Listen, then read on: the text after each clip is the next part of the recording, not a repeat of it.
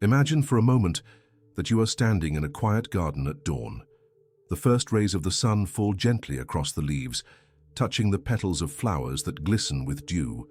The air is soft and fragrant, filled with the subtle promise of new beginnings. This is no ordinary garden. It is not a physical place you can visit, but rather a symbolic landscape that lives inside you. Carl Jung believed that nature, images, and symbols speak the language of the soul. What you encounter in such a vision is not coincidence. It is a mirror of your inner life. In this garden there are 4 flowers before you. At first glance they are simple plants, delicate shapes and colors that seem chosen by nature without any greater meaning. Yet Jung would remind us that the unconscious does not play with randomness. Symbols emerge to reveal what words cannot.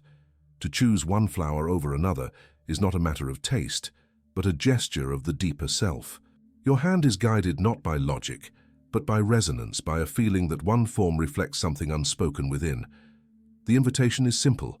Do not think, just feel. Let your eyes rest on the flowers. Notice which one quietly pulls at you. Perhaps you are drawn to its color, or perhaps to a quality that is difficult to explain. An energy, a presence, a vibration that resonates with your current state of being. Jung would say this is the moment when the conscious and unconscious begin to converse. This is not about finding a fixed definition of who you are. The flowers are not prisons that lock your personality into one category. They are mirrors, symbols of forces that live within all of us. Though in different seasons, some bloom more strongly than others.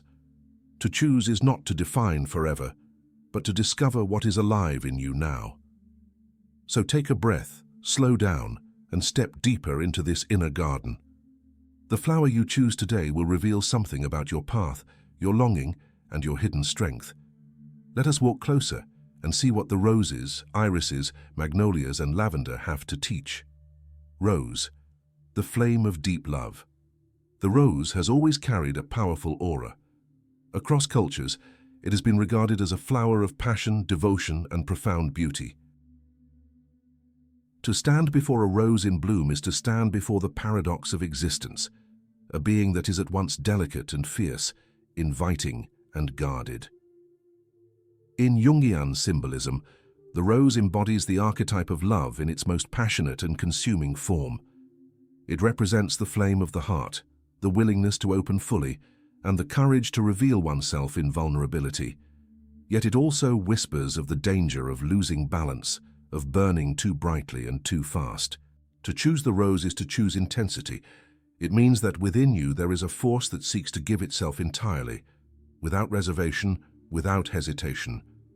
This archetype calls forth the union of opposites, the soft petals of tenderness and the sharp thorns of self-protection. Jung believed that individuation, the process of becoming whole, requires that we confront and integrate both sides of our nature. The rose reminds us that love is not merely sweet. It is fierce, demanding, and transformative. When the rose speaks through you, it awakens the part of your soul that longs for connection. You may feel compelled to embrace life passionately, to dive into relationships with depth, to create beauty not only through words or art, but through the very way you live. Your sensitivity to beauty, truth, and the delicate shades of existence becomes both your strength and your challenge. You feel deeply.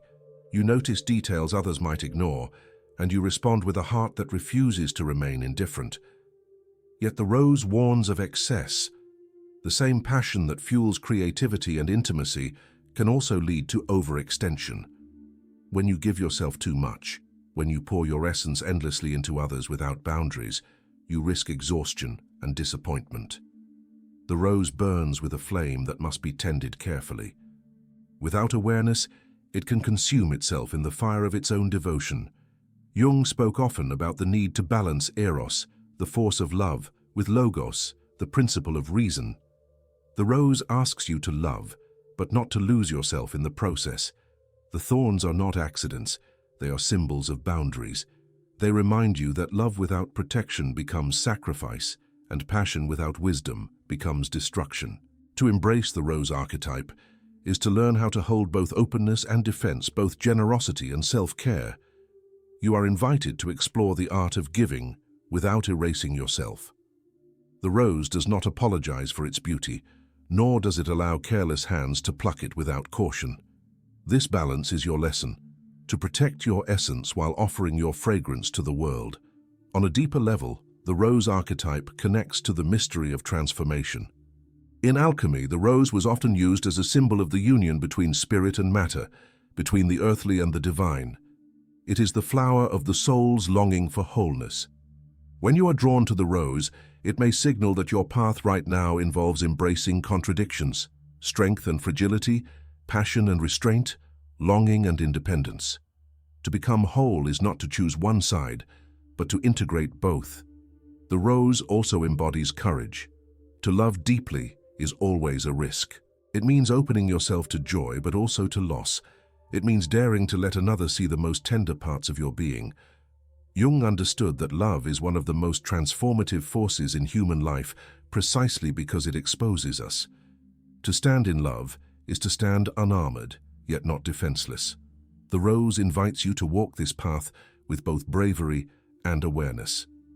If you have chosen the rose, your soul may be asking you to reconnect with passion. Perhaps you have been holding back, fearing that intensity might overwhelm you. Or perhaps you have been giving too much, losing your own center in the process. The rose calls you back to equilibrium. It whispers, "Be true to your heart, but remember your thorns. Love fully, but protect your essence." In this teaching lies the possibility of transformation, not only in how you relate to others, but in how you embrace your own depths. The rose archetype also points toward creativity. Passion is not only for relationships, it is fuel for art, for projects, for visions that demand devotion.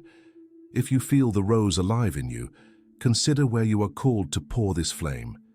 Is it into love, into creation, into a dream you have long carried? The rose asks you to commit with courage, to give yourself with intensity, but also to honor the rhythm of your own energy. In the end, the rose does not seek perfection, it seeks authenticity. To choose it is to recognize that your journey is one of love in its many forms, tender, fierce, joyful, and painful. You are asked to embrace the paradox, to let yourself be both soft and strong, vulnerable and guarded. The rose is your mirror, showing you the flame that burns within your heart, and reminding you that with awareness, this flame can illuminate rather than consume. Iris, the bridge between worlds. The iris has long been seen as a messenger between realms. In Greek mythology, Iris was the goddess of the rainbow, carrying communication between heaven and earth. Her flower, with its slender form and radiant hues, reflects this role as a bridge between what is seen and what is unseen. In Jungian terms, the iris represents the archetype of wisdom born from intuition, the capacity to perceive what lies beneath appearances, and the courage to dwell in the silence where truths slowly reveal themselves. To choose the iris is to acknowledge within yourself a sensitivity to the invisible. You are drawn to what is subtle, symbolic, and beyond the grasp of ordinary logic. Jung believed that the unconscious speaks through images, dreams, and archetypal symbols, offering guidance that cannot be reduced to rational formulas. The iris embodies this gift, the ability to notice patterns, to hear the quiet voice beneath the noise, to trust that not all truths can be proven, but many can be felt. Those who resonate with the iris archetype often feel a pull toward inner exploration. You may be attuned to dreams, to synchronicities that others dismiss as coincidence, to the way a simple image can carry profound meaning. There is a contemplative dimension to your nature, a desire to pause, to listen, and to search for connections hidden from the surface view. This is not passivity, it is a strength of perception, a form of guidance that does not shout, but whispers. The iris also symbolizes the strength of sensitivity. In a world that often values noise, speed, and certainty, choosing the iris means honoring the quieter path. Sensitivity is not weakness, it is an antenna that allows you to receive what is subtle and invisible. Jung taught that individuation requires us to integrate the shadow, the parts of ourselves and the world we would rather ignore. The iris archetype has the gift of seeing into shadow, not to condemn but to understand, to translate chaos into meaning. This archetype is deeply connected to mystery. To live as the iris does not mean having all the answers. In fact, it means being willing to dwell in the unknown, to accept ambiguity, and to honor the process of seeking itself. The wisdom of the iris lies not in certainty, but in humility, the recognition that the universe is vast and that our role is not to master it, but to listen to its many voices. This humility allows for true depth, for it keeps the heart open to learning. Yet the iris also carries its challenges. Sensitivity can sometimes feel like burden. When you see and feel too much, you may be overwhelmed by impressions, emotions, or the suffering of others. The risk is withdrawal, closing off from the world to protect yourself from excess. But the iris teaches balance, to stay open without being consumed, to listen without dissolving, to bridge worlds without losing your ground. This balance is not easily won, but it is the path of maturity for those who live with this archetype. The iris archetype also holds a guiding role. Just as the mythological iris carried messages, so too does this flower suggest the ability to translate inner wisdom into language others can understand. You may find yourself drawn to roles where you help others make sense of their experiences, whether through art, counseling, writing, or simply presence. You carry the gift of being a mediator between chaos and clarity, between pain and meaning. Jung once said that the task of the soul is not to solve life, but to make it meaningful. The iris embodies this vocation. To choose the iris is to embrace depth over speed, reflection over reaction. Your path may involve solitude, contemplation, or creative expression that draws from your inner life. It may also involve standing at thresholds, moments of change, loss, or transformation, and finding ways to hold space for both yourself and others as the new emerges from the old. The iris whispers, "Do not fear the unknown. It is the soil from which wisdom grows." If you are drawn to the iris, consider where in your life you are being asked to listen more deeply. Perhaps it is to your own dreams, perhaps to the quiet needs of someone close to you, or perhaps to the subtle signs of transition that life is presenting. The iris invites you to trust that the invisible is no less real than the visible, and that meaning often emerges in the spaces between words, in the silence between breaths.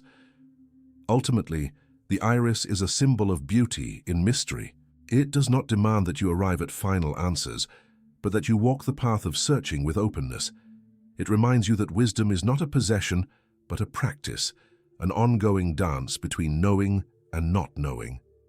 To live with the iris archetype is to honor the bridge within you, the rainbow that links your inner depths to the outer world, carrying the messages of the soul across the fragile arc of human life. Magnolia, the quiet strength. The magnolia is unlike any other flower in the garden. Its blossoms, large and luminous, carry an ancient presence. To stand before a magnolia is to feel dignity without arrogance, strength without aggression. In many cultures, the magnolia has symbolized nobility, endurance, and purity. Within Jungian psychology, it can be seen as the archetype of inner authority, strength that does not need to shout, presence that does not need to demand. It embodies a balance between firmness and gentleness, a harmony that inspires trust and admiration. To choose the magnolia is to recognize within yourself a force of quiet resilience. You may not be the loudest voice in the room, yet your presence carries weight. People notice your calm, your steadiness, the way you can hold yourself even in moments of turbulence. This archetype suggests that you are connected to a deeper source of strength, an ancestral root that grounds you, even when life's storms shake the branches above. Jung spoke of the collective unconscious as the soil from which all archetypes grow. The magnolia reminds you that your strength is not only personal, it is part of a lineage, a heritage of endurance that stretches back through time. Those who are drawn to the magnolia often carry a natural authority. It is not imposed, but felt. Others may turn to you for stability, sensing that you are not easily swayed. This quality can make you a source of inspiration, a leader who does not need to dominate, but leads through example. Yet, this archetype also brings challenges. The magnolia can be perceived as distant, untouchable, almost too perfect. Others may project onto you the idea that you do not need care, that you are above human fragility. But within, you too feel, you too long to be held. The magnolia's lesson is that true strength includes the courage to reveal vulnerability. Magnolia energy is deeply tied to balance. Its blossoms are soft and delicate, yet the tree itself is strong, with roots that anchor deeply into the earth. This reflects the duality within you, the ability to be gentle without being weak, firm without being harsh. Jung taught that individuation requires us to reconcile opposites. To embody the magnolia is to live this reconciliation daily, to find strength in stillness, to create beauty not through force, but through presence. The magnolia archetype also points toward maturity. Unlike flowers that bloom quickly and fade, magnolias often symbolize wisdom earned over time.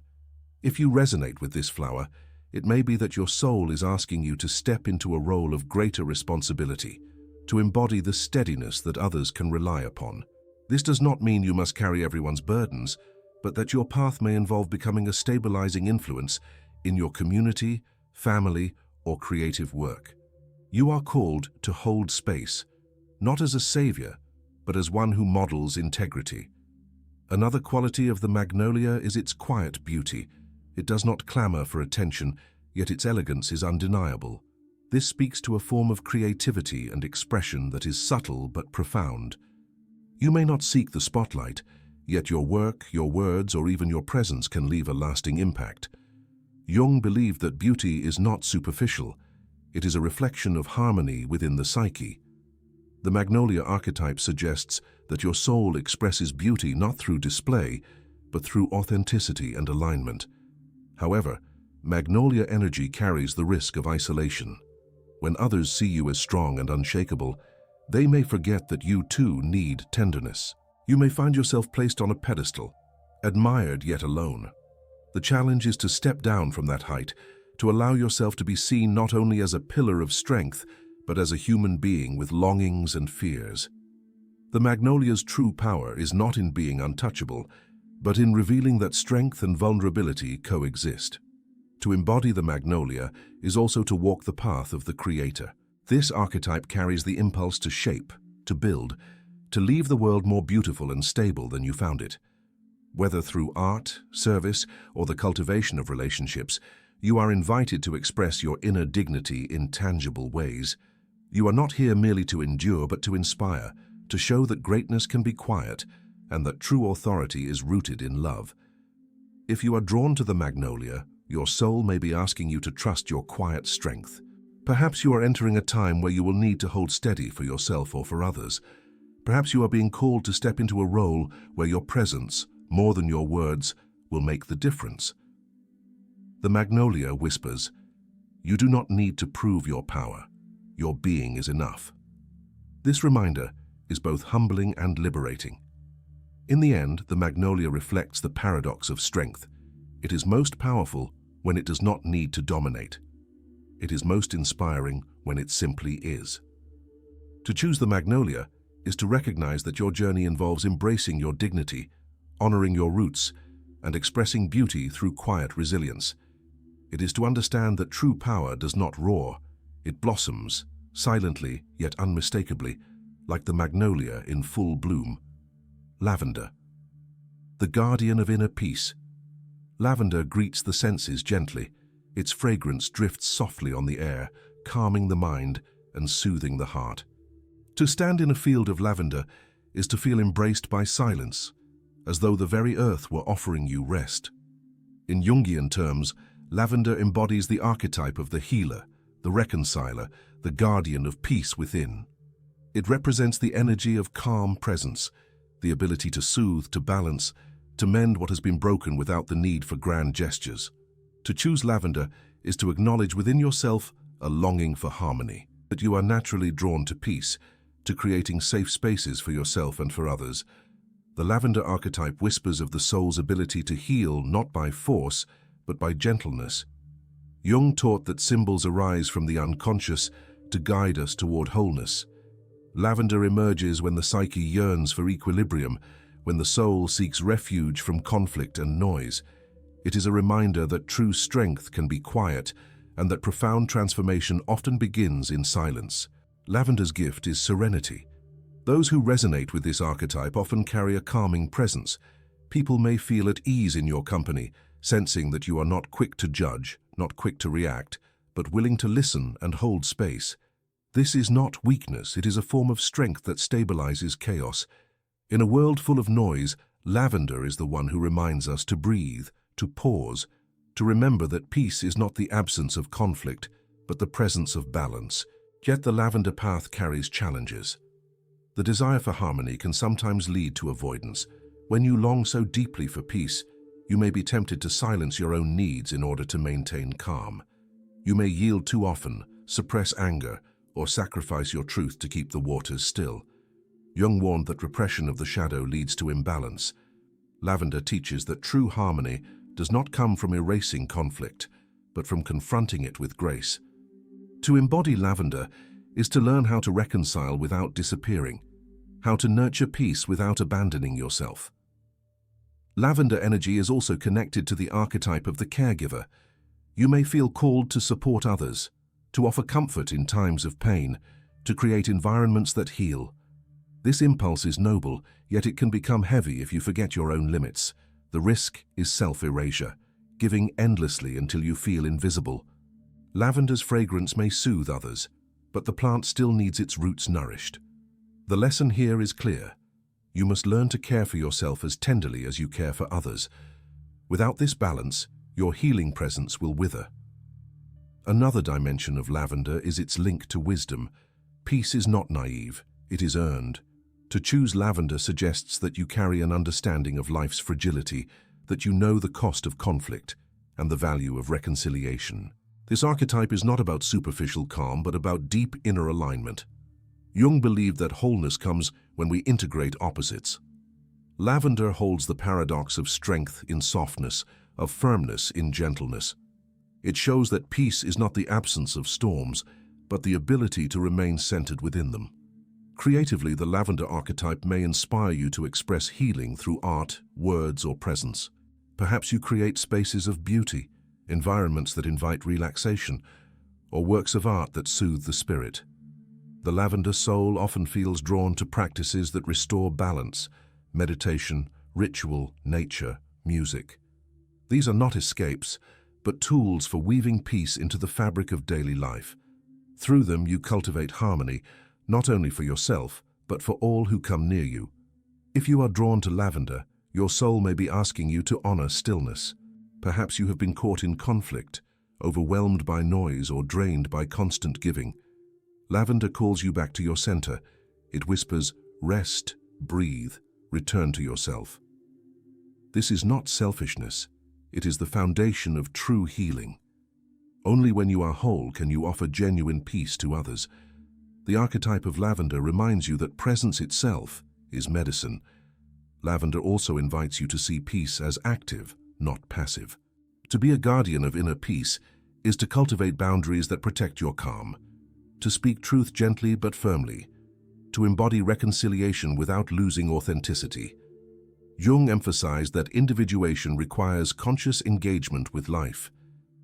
Lavender teaches that harmony is not found by withdrawing from the world, but by entering it with clarity, balance, and love. Ultimately, lavender is the healer within you. It is the part of your soul that knows how to quiet storms, how to listen deeply, how to hold contradictions until they find resolution.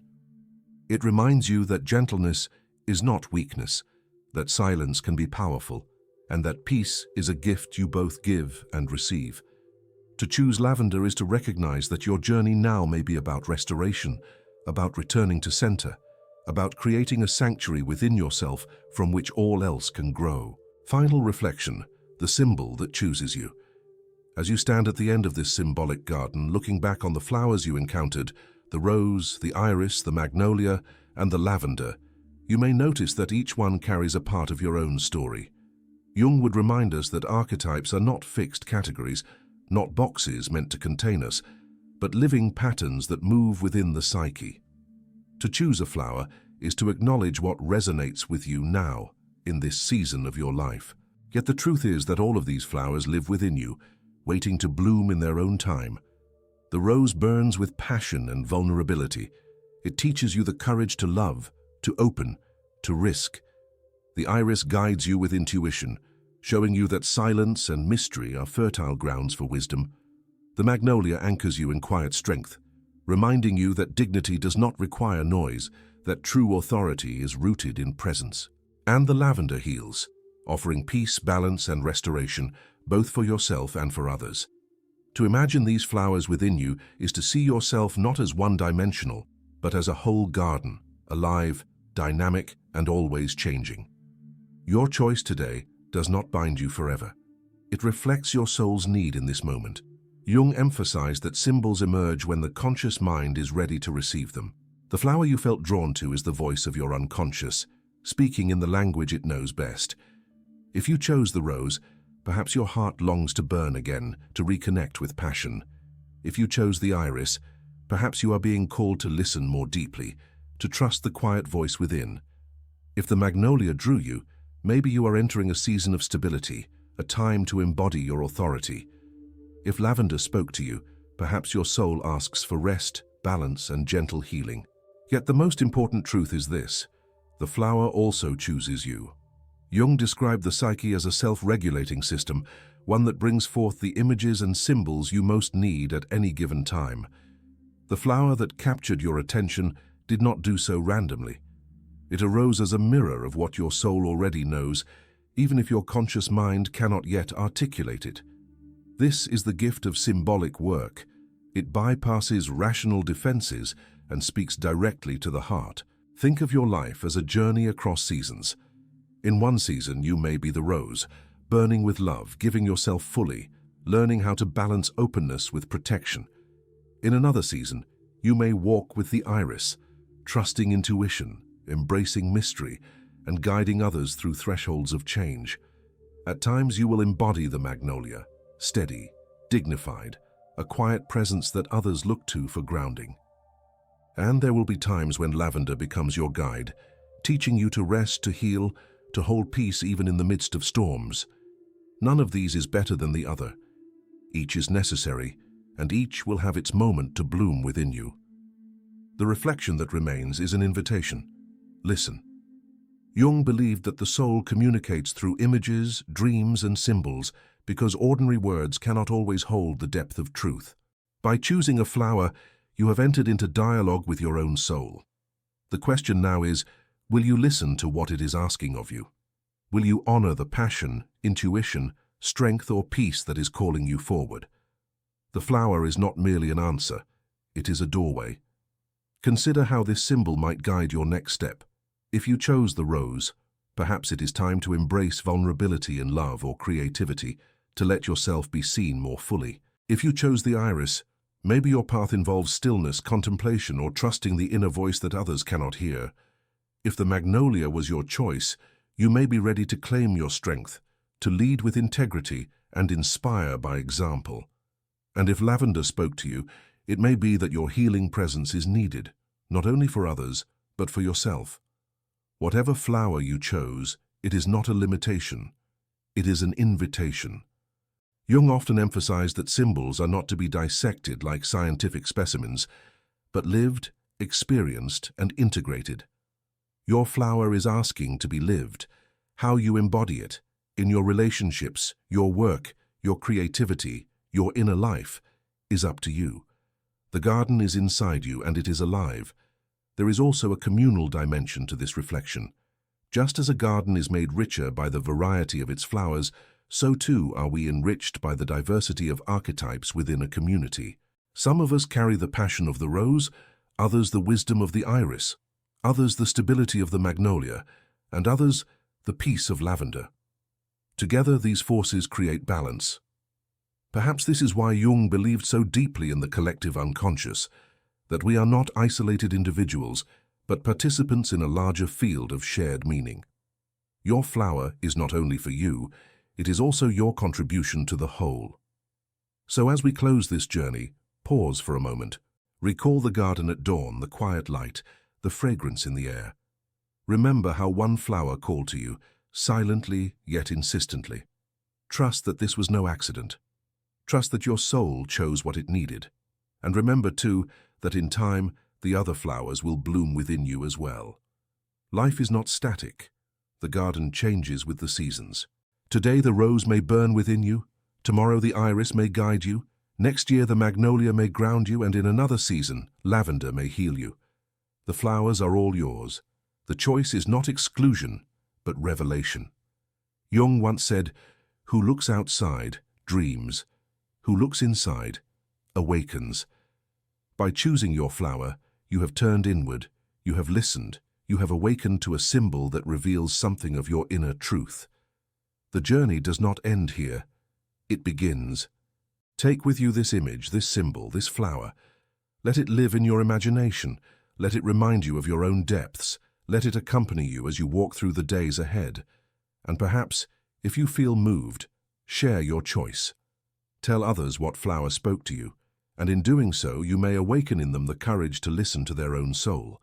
For the garden of the psyche is vast, and each flower blooms more brightly when it is seen, honored, and shared.